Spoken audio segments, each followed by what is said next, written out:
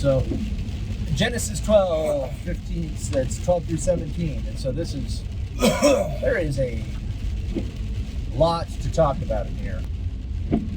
Okay, so introduction of Abraham. So we've been talking about the Old Testament, and we were talking about it in Bishopric a little bit, because they wanted me in Bishopric. They asked me to kind of go over the Ark stuff with them a little bit more. So we were talking about that, and I was talking about like how Patrick Dane, we learned from him that like in the Old Testament, like they're writing symbolically. Like Western writing is literal, right? Like if I said, and Josh did journey unto Scottsdale, and he did journey in the north direction, and it was a distance of 20 miles. What I mean by that, So you went 20 miles north of Scottsdale. yeah, that's exactly that. Yeah. The Old Testament tells stories that paint a picture. It's more of a tapestry. You stand back and look at the entire picture, not one individual detail or thread. So if they're giving you the names of places that they're traveling, the directions that they're traveling, if they're giving you numbers, like you can, like more than likely, and I don't want to speak, you know, like all encompassing, like it always means something, but more than likely, It means something. it means something. There's a lesson to be taught about that. So keeping that reason in mind, while I was, Not even means something else. It just means something deeper.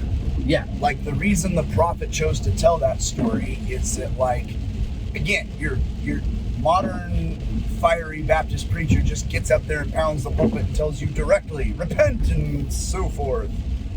Like back in the day, old Moses, who wrote the Torah, right? right, As a prophet, his style is an Eastern style. So he's thinking of things just got serious. these stories, like, why am I including this story? Like, how am I going to teach this lesson? Anyway, yeah. Yeah. Yeah, that's what I said. Look at the lighting. It's like this just got serious. Dial in. I think I looked at the end. Malachi did it.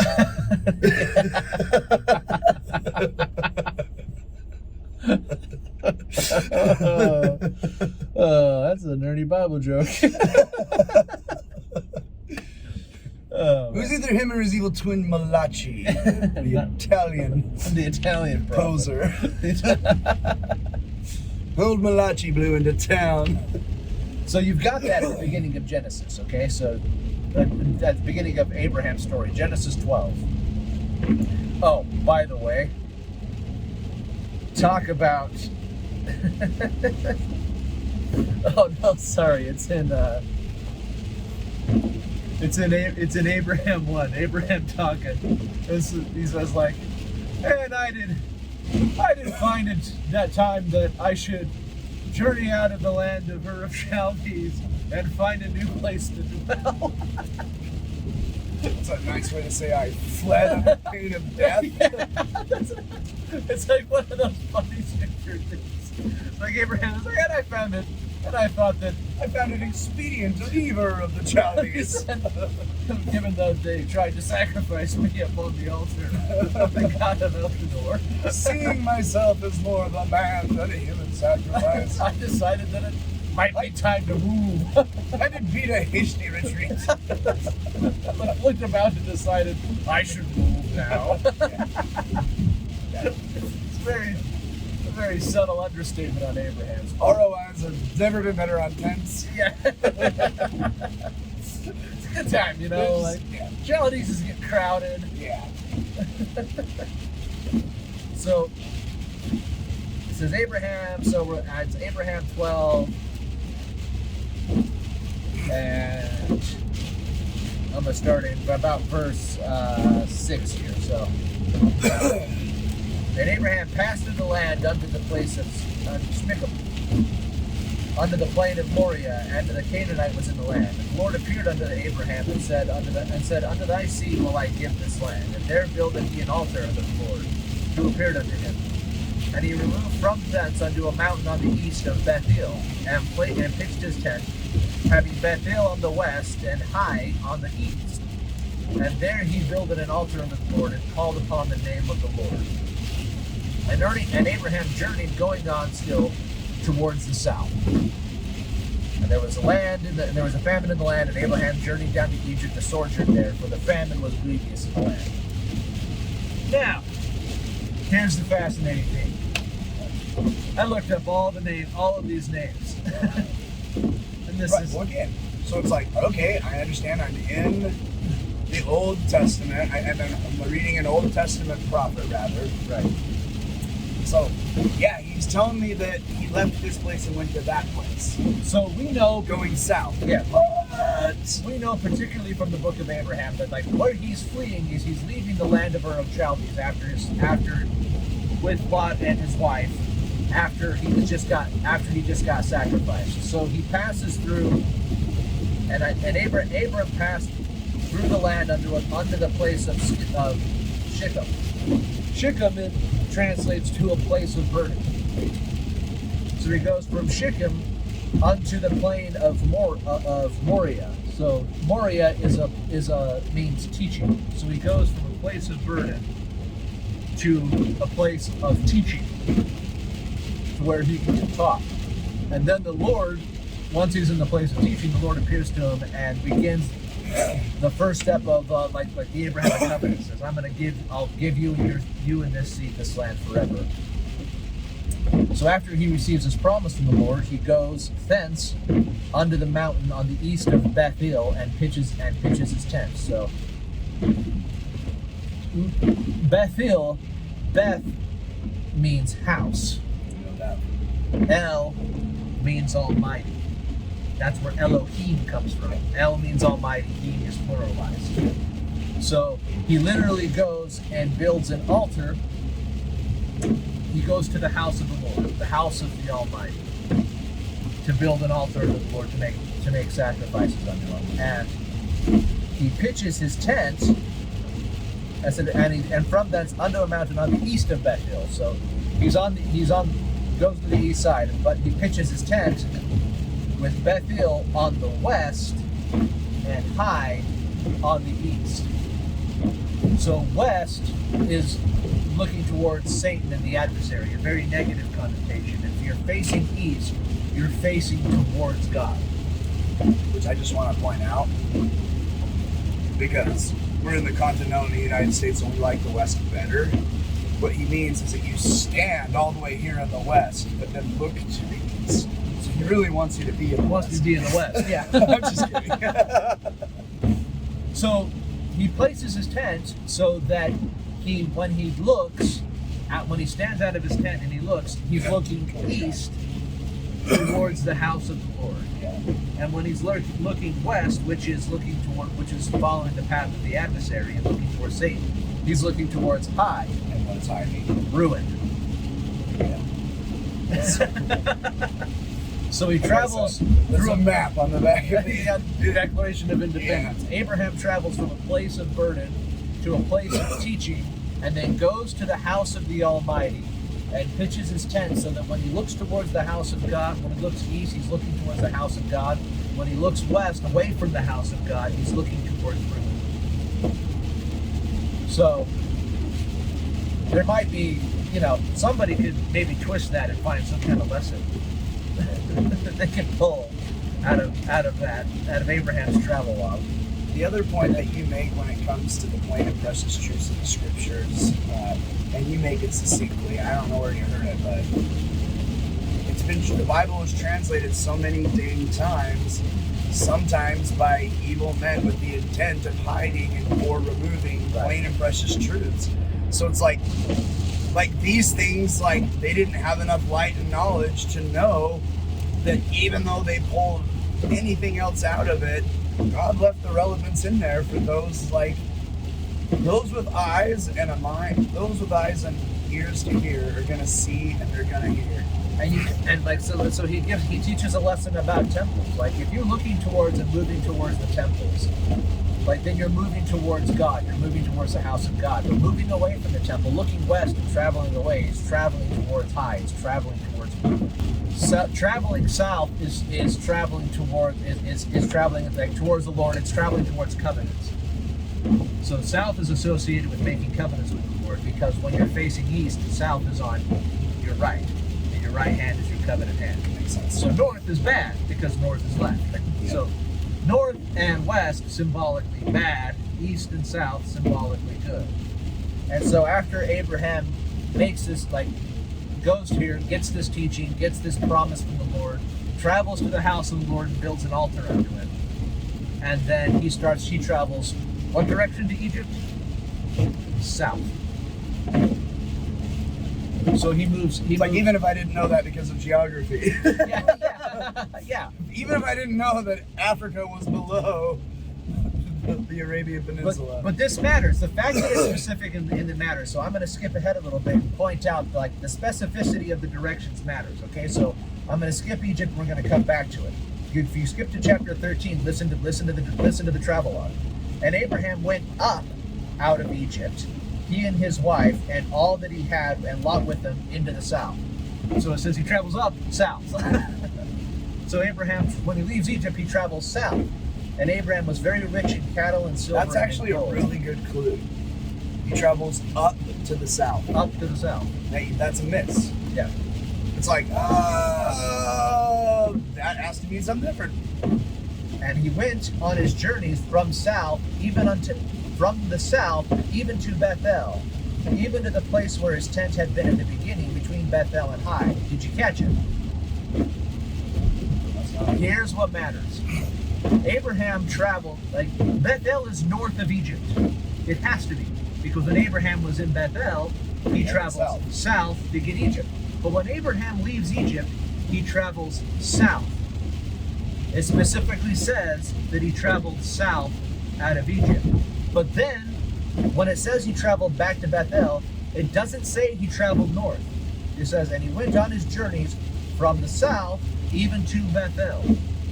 It just leaves out north. It leaves out the fact that he would have had to actually physically travel north to get from south of Egypt back to Bethel. So if it's suspiciously absent there, then why is it conspicuous? Why is the direction conspicuously present everywhere else? That's the rub, because guys. Abraham is traveling along. No, that's important. Yeah. That's the rub. This whole time we've been talking about scripture study as a flat surface that you're walking around till you see a lump. And when you see that lump, dig, because beneath it is a cavern of knowledge. This is the point. That would be a lump. You're reading it and you're like, weird. It specifically says that he goes east and then north and then south and then this. But then when he goes, like, all the way back to the first place that he was north, he doesn't say that he goes north there. When he's traveling north, which is a direction of ruin. So why? It does, because it says No. That's my point. We know. Okay, go ahead. Because Abraham is traveling along the covenant path.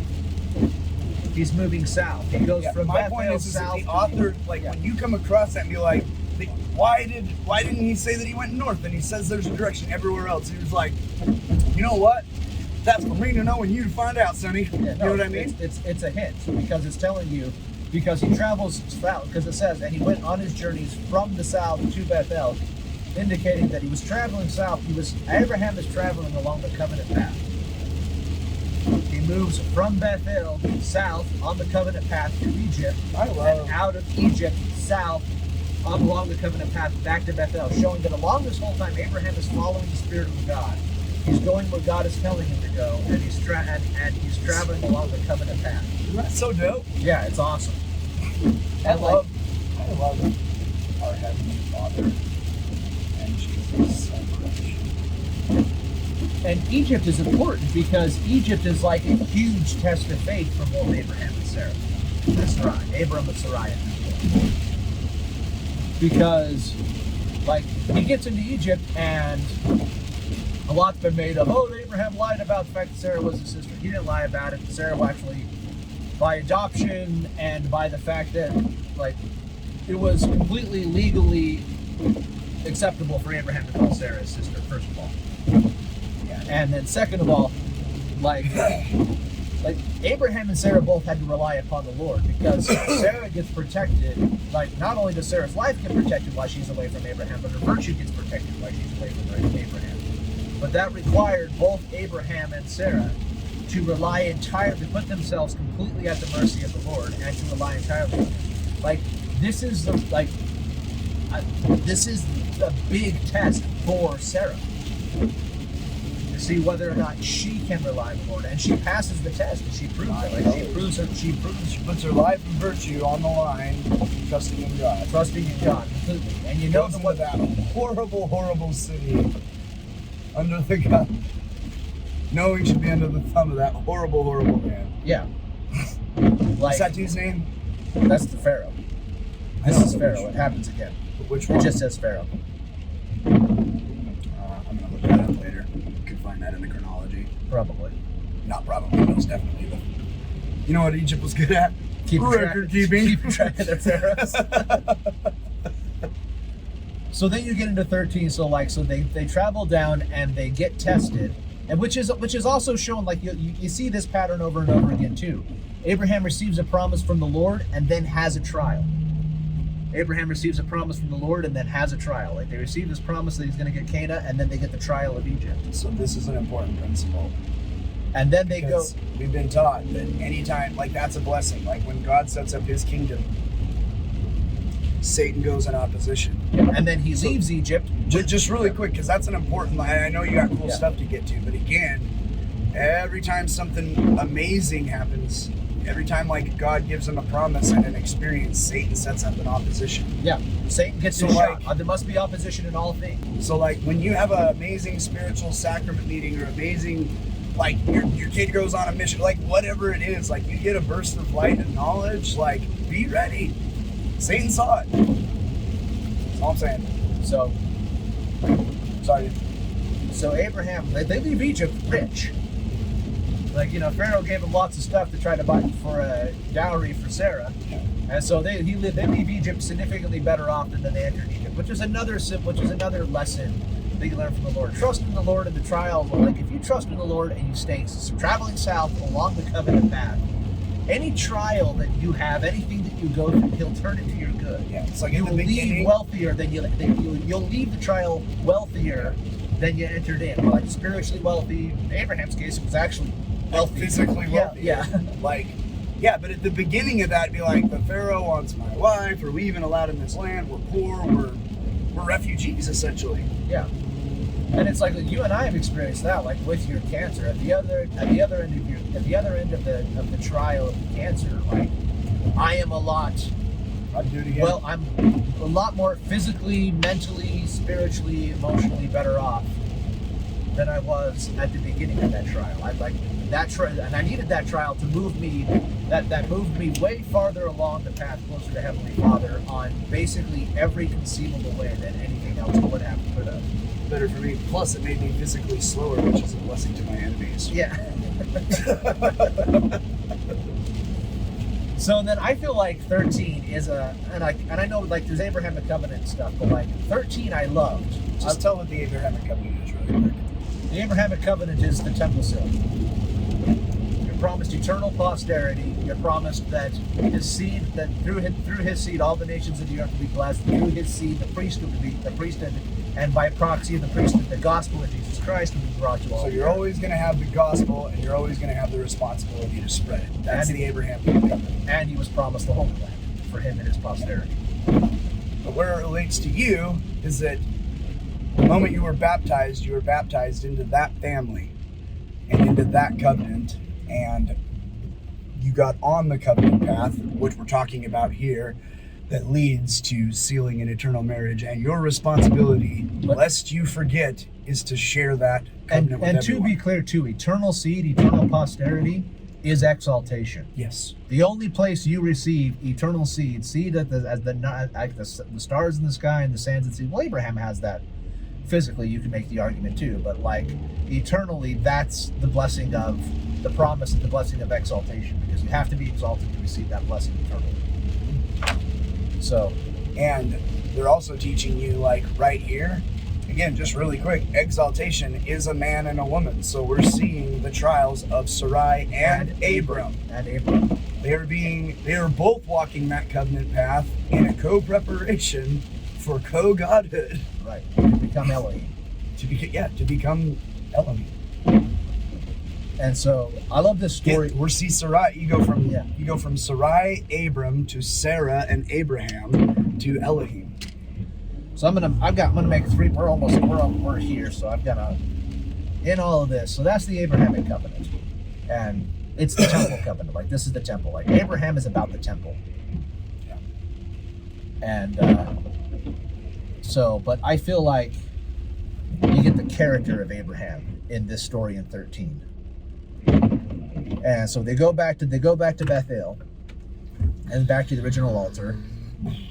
And Lot he has Lot with him, and so starting at 5. And Lot also went with Abram, and the flocks and the herds and the tents. And the land was not able to bear them, that they might dwell together, for their substance was great, so that they could not dwell together. And there was strife between the herdmen of Abram's cattle and the herdmen of Lot's cattle, and the Canaanite and the Perizite dwelt then in the land. And Abraham said unto Lot, Let there be no strife, I pray thee, between me and thee, and between my herdmen and thy herdmen, for we be brethren. Is not the whole land before thee? Separate thyself, I pray thee, from me.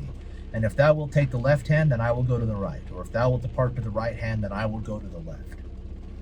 Abraham is keeping peace. And he is the older, like, he brought Lot out of the Ur of Chaldees. He brought Lot out of, to Egypt and out of Egypt. Like, they're rich because of the things that Abram has done. The other and thing, he's there's the a patriarchal order that we don't understand today. He has context, like, Abraham in that caravan is the boss. He has every right to claim the best land and to take first pick and to say to Lot, skedaddle, take your herds and stuff and go over there. Yeah, again, rights, they're important, dude. You know what I mean? But he gives Lot the first choice. Because so that shows his character. That shows that he understands the celestial law, that the strong serve the weak. And it shows that he trusted the Lord because Abraham's promises are from the Lord. He understands that it's not relevant what Lot chooses. He's got the blessings of the Lord. The Lord will bless him no matter where he goes. Yeah, you take the right, I'll go to the left. Whatever. You take the right, God and I will be on the left. Yeah. It doesn't matter. And so I love that story because that shows what type of man Abram was in that one little snippet. Yeah, just right there, he understands that the strong serve the weak. Like, that's the pattern of the kingdom. All that patriarch and I'm the boss and I saved your butt and me. Just right out the door. Right out the door. Be like, we're brethren. Let there be no strife between us. What you want, bro? And then, like, the role of the father is to preside, provide, and protect, right? But what preside actually means? It doesn't mean rule over. It means dictator. It means to keep harmony. Which, that's kind of interesting because what's Jesus's job? He presides is to keep harmony. And as an advocate, like, you're an advocate for the Father with your family. You're the peacekeeper. You preside. Yep.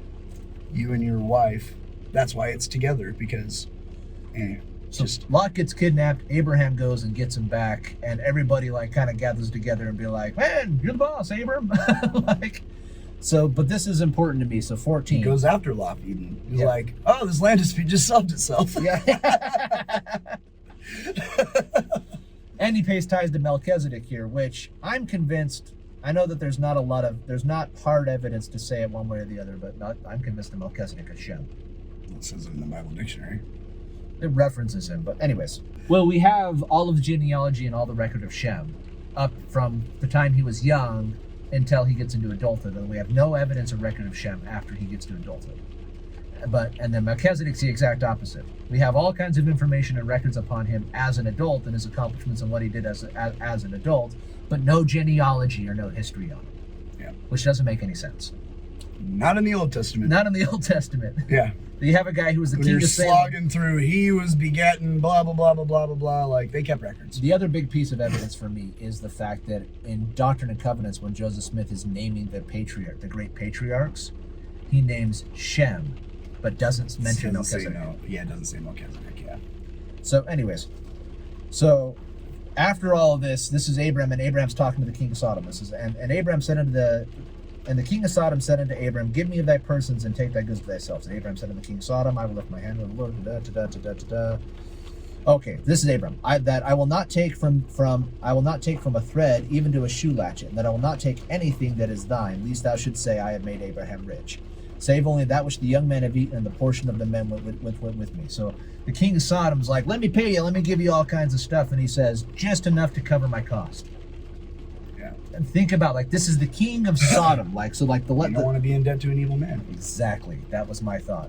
don't put yourself in a position where you're in a or to where Don't be in subjugation to evil to men. evil men. Trust in the arm of the Lord, not in the arm of flesh. Yep. Don't put yourself in a position where you're under the power of an evil man. I can tell you that Josh and I own our own business, and Jesus is at the helm. Like, every good decision that we ever made was absolute inspiration, and it feels like a lack of gratitude to take credit for it. Like, every good thing, every smart thing that we do in our business was all inspiration. And then in 15, I love this, just this in 15. And there's lots more to talk about, but we're going to have to. This is after the thing of Sodom. So Abraham standing before Sodom, King of Sodom offers that, and Abraham says, nope, just recover my cost. I don't want to be in a position where you can claim credit for my blessings. Yep. And I don't want to be in a position where I'm beholden to you. Yep. And after these, so verse 1 of 15, after these things, the word of the Lord came unto Abraham in a vision, saying, fear not, Abraham, I am thy shield and thy exceedingly great reward. After he does this, the Lord comes and says, that's exactly right. I'm thy shield. I'm the source of thy reward. I'm the source of thy power. Trust in me. It also teaches a lesson, like, we've seen Abraham get specific instructions ahead of time. Do this, go there, and see him be obedient. But now we're seeing his progression and his growth, because now he's learned. God didn't say, go into Sodom and only take your costs back. He just said, go into Sodom as a servant of the Lord, and let's see how you act. Yeah, actually, like, yeah. So he goes, Let's see- he goes and let's- he rescues Lot. Let's see if the covenants have taken. What are the symptoms? Yeah. Let me leave you alone for a bit and make some of your own decisions. And see And he how- goes in there and he comes out and he follows the Spirit and be like, well, everything in my progression up to this point tells me I that can trust this in the is Lord. Yeah. What in our history says I should trust this king of Sodom more than God? Nothing. Yep. So I'm going to trust God. And again, he wasn't sent in there with that message. He came out having acted, following the Spirit of his own accord. Yeah. And then later the Lord said, you're learning. Good job. That was right. And then God establishes the covenant, because Yes. that's where that's where Abraham divides. Like, that's interesting that he has a Joseph Smith moment. Like, he says, how can I know he's like, how do I know you'll establish the covenant? And he tells him to take the animals and divide them in half. And that's an ancient custom. I learned this in Sunday school, actually. It's like, Yeah, I didn't get that. it's called to cut a covenant. So you would cut an Why animal. divide the horde? You would cut the animals in two, and then the two people that were making the covenant would pass in between the animals, signifying that if they broke the covenant, You that got all my animals? that what happened to these animals would happen to me. I'm making a covenant. We're I cut. don't get- Like, you actually kill them? They would cut an animal in half. Set the two sides. Oh, set okay. the animal sides. Sorry, cutting yeah. herds? I interpreted it as like, you put your herds over here, and all my herds will be over they here. take and we'll like what does he talk. take? A dove and a cow and a goat or something like that. So but you like, physically cut an it's animal. called the cut a covenant. It was the ancient custom of cutting a covenant. So When you two made it- guys come together, they cut an they make, animal in they half make a and covenant stand with on each each other, so side. they would cut the covenant. They'd cut the animal in half, and then they would both pass through through the divided sides of the animals, signifying the covenant that if I break this covenant So with you, head, ass, walk in between it. if I break this covenant, what happened to this animal is going to happen to me. Cool. So Abraham, You know that in Sunday school? yeah, the Sunday school teacher talked about it. It was great. It's church rules, guys. So God tells Abraham that he's going to cut a covenant with him. So Abraham divides the animals, and then gets attacked by Satan the same way Joseph Smith does. And after once again, there's that pattern. Trial, reward. Anyways, Satan gets a shot. Satan attacks him just like Joseph Smith. A great darkness comes upon him. Yeah. But then the Lord passes between the animals, signifying making a covenant to Abraham, Yeah, showing that like if I break my covenant, this is what will happen to me. Well, again, the Lord has to pass between it. It has to be, because in the Old Testament covenant, both men that are making the covenant have to pass through it. Yep. So if the covenant is between God and Abraham, then both God and Abraham got to pass through the animal. Yep. And so that's when he establishes. So Abraham and God cut a covenant. I mean, that's covenants 101. I can ask an 8-year-old, what's a covenant? Promise between God and man. Yep. That's awesome, dude. So that's all cool stuff. So And then again, like, how cool is it? Like, I love that this, like, one of the things that I love, we're all in the same place. Like, I get to study and get the benefit of what I get at it. Then my brothers, you know what I mean? Like Jace, Jen, anytime they come up with something cool, we're texting it and sharing it. And like, we're just all in the same place trying to be collectively better here in 2022 along the covenant path, like Abraham taught us. I'm gonna leave this stuff in here. All right. Bye.